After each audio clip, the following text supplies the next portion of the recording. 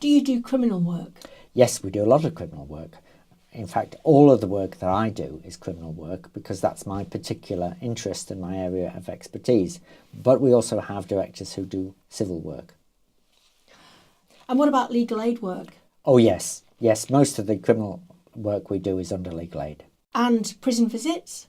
Yes, we do those as well. It's quite useful sometimes to meet with the defendant. And of course, if he's in prison, that's where you have to go. Would you come to my office to see my client? Because that obviously is where my client is going to feel most at home, and I'd like to be there in the interview.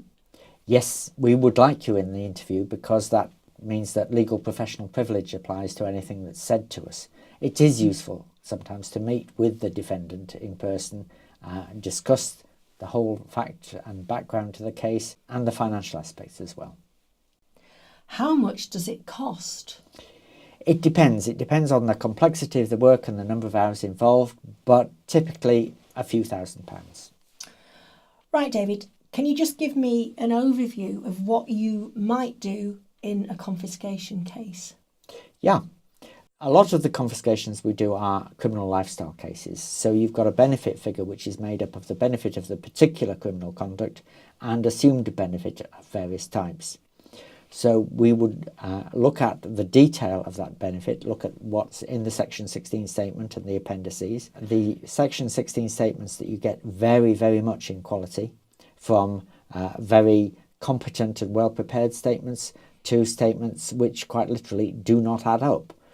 So we check all of the statements, all of the detail, then we gather information to test, for example, whether some of the credits that have been assumed benefit are in fact simply monies from another account, to test whether a benefit is assumed on, let's say, an account in the name of a limited company where the defendant is an individual, or an account in the name of the defendant's wife or girlfriend or husband, and not the defendant himself.